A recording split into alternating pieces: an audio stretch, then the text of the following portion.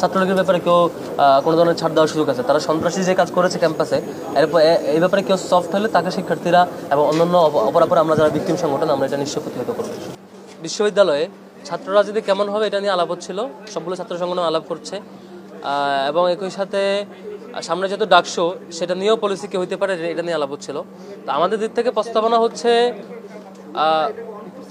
ডাকশোতে যেহেতু সামনে ডাকশো হচ্ছে, আবার একই সাথে ছাত্র রাজনীতি হলে থাকা না থাকার ডিবেটে ছাত্র রাজনীতি যেহেতু থাকবে, তো আবার হলে কীভাবে ফাংশন করবে, পলিসিটা কেমন হবে, এটা খুবই ডিফিকাল্ট জিনিস যদি ফিক্সড করে না দেওয়া হয়। আবার একেবারে নিষিদ্ধ ঘোষণা করার মধ্য দিয়েও সুন্দর সমাধান বের হয়ে আসে না। যেটা হচ্ছে যে ছাত্র সংগঠনগুলো যখন তার রাজনৈতিক কর্মসূচি পরিচালনা করে, নিঃসন্দেহে শিক্ষার্থীরা হলে থাকে, হলে থেকে তার ব্যক্তিগত মত অভিমত প্রকাশ করতে হয়। আবার একই সাথে শিক্ষার্থীদের অ্যাপলিটিক্যাল বা রাজনীতির সাথে সংযুক্ত না এমন অধিকাংশ শিক্ষার্থীর মতামত হচ্ছে হলে রাজনীতি থাকা না থাকার ব্যাপারে।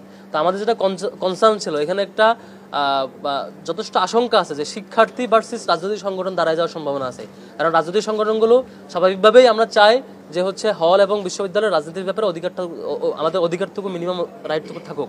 আবার যেহেতু বড় সংখ্যক শিক্ষার্থীরা হলের রাজনীতির ব্যাপারে দ্বিমত পোষণ করছেন এবং একটা সমাধান চাচ্ছেন, সেক্ষেত্রে দুইটার একটার মুখোমুখি করে দেওয়াটা মানে উচিত না। তো আমরা ইউনিভার্সিটিকে প্রস্তাব করেছি, সেটা হচ্ছে হলের রাজনীতির ফরম্যাটটা কেমন হবে এটার আনুমানিক একটা স্যাম্পল ধরে নিয়ে সবাইকে ইমেল করা, যেহেতু সবার একাডেমিক ইমেল আছে, ইমেল করে সবার যে অভিমত নেওয়া হবে এবং অভিমতটা কাউন্ট করা খুবই ইজি, অটোমেটিক কাউন্ট হয়ে যায়। যেহেতু একাডেমিক ইমেল আছে, সেই ইমেলে ক্লিক করে ইয়েস নো ভোটের ভিত্তিতে সবার যাতে মতামতটা নেওয়া হয়, মতামতটা নিয়ে একটা সুনির্দিষ্ট অধিকাংশ মতামত যে ফ্রেমওয়ার্কের দেয় সেই ফ্রেমওয়ার্কটা পাস করে তাতে আমাদের জন্য অ্যাভেলেবল করে দেওয়া হয়।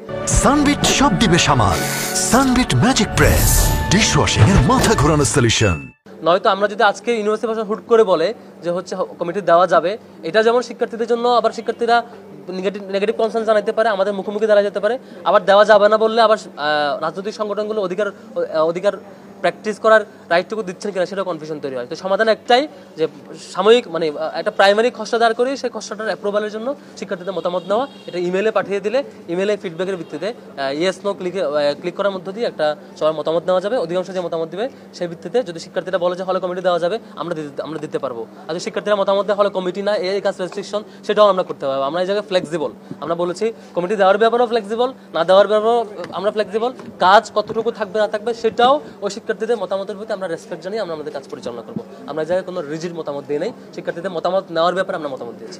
দুই একটা সংগঠন এরকম মতামত ব্যক্ত করে তারা বলেছে তারা থাকবে না, এটা নিয়ে আমরা আসলে বিচলিত নই, এটা খুবই স্বাভাবিক। আওয়ামী লীগের বিরুদ্ধে আওয়ামী লীগ যখন 2014 সালে বিনা নির্বাচনে 153টি আসন বিনা নির্বাচনে দখল করার মধ্য দিয়ে ক্ষমতায় আসছে, ছাত্রদল এবং শিবির যখন যৌথভাবে আন্দোলন পরিচালনার মধ্য দিয়ে সারা দেশে সেই আওয়ামী লীগকে ফেসিবাদ না হওয়ার জন্য, তাদের ক্ষমতা থেকে হটানোর জন্য আন্দোলন পরিচালনা করছিল, তখন এই নির্দিষ্ট গ্রুপটা আমাদের সেই আন্দোলনকে ক্রিমিনালাইজ করেছিল। তারা ক্রিমিনালাইজ করে এই আন্দোলনকে সন্ত্রাসী আন্দোলন আখ্যা দিয়ে 14 সালে আওয়ামী লীগকে এম্পাওয়ার করেছে এবং আওয়ামী লীগকে ফেসিবাদ হইতে লং টার্মে এম্পাওয়ার করেছিল। সুতরাং এরকম কেউ যারা আওয়ামী লীগকে সেই সময় ছাত্রদল এবং শিবিরের পরিচালিত সারা দেশব্যাপী আন্দোলনকে ক্রিমিনালাইজ করে আওয়ামী লীগকে এম্পাওয়ার করেছিল, 153টি আসন বিনা নির্বাচনে বিজয়ী হয়ে ক্ষমতাকে দীর্ঘায়িত করাটাকে সাপোর্ট দিয়েছিল, তাদের কারো বিরোধিতা, তার কারো বয়কট খুব বেশি আসা যায় না। অধিকাংশ সংগঠন এখানে ছিল এবং শিক্ষার্থীরা আমার কাছে মনে হয় যে এই নাটকীয় বয়কট এগুলোকে ইতিবাচকভাবে দেখবেন না। আমার কাছে এরকম মনে হয় না যে হচ্ছে ছাত্রলীগের ব্যাপারে কেউ কোনো ধরনের ছাড় দেওয়ার সুযোগ আছে। তারা সন্ত্রাসী যে কাজ করেছে ক্যাম্পাসে, এরপর এই ব্যাপারে কেউ সফট হলে তাকে শিক্ষার্থীরা এবং অন্যান্য অপরাপর আমরা যারা ভিকটিম সংগঠন আমরা এটা নিশ্চয় প্রতিহত করবো। সুযোগ আছে। ভলান্টিয়ার তো ফিক্স না, ভলান্টিয়ার জিনিসটা যখন যে কাজ বাস্তবায়ন হয় সেটার জন্য ভলান্টিয়ার করা। আপনি আজকে সাইকেল রেডি করবেন, বাস্তবায়নের জন্য ভলান্টিয়ার লাগবে, শিক্ষার্থীদেরকে রিসিভ করবে, টি শার্ট দেবে। আজকে আপনি কুরবানি ফেস করবেন, আজকে ভলান্টিয়ার লাগবে। তো এই ভলান্টিয়ার তো আসলে ফিক্সড কমিটি না, কমিটি তো একটা 1 বছরের কমিটি হয়। তো এই কমিটির ব্যাপারে আমরা যেটা বলেছি, শিক্ষার্থীদের ম্যান্ডেট যেদিকে যায়, শিক্ষার্থীদের মতামত যেদিকে যায় সেদিকে আমরা করবো। শিক্ষার্থীদের মতামতের বেসিসে ইউনিভার্সিটি প্রশাসন বলে যে শিক্ষার্থীরা এগ্রি করছে যে হলে কমিটির ব্যাপারে ওকে, তাহলে আমরা কমিটি দিতে পারবো, সমস্যা না, আমরা কমিটি দেওয়ার জন্য আগাবো। তো এটা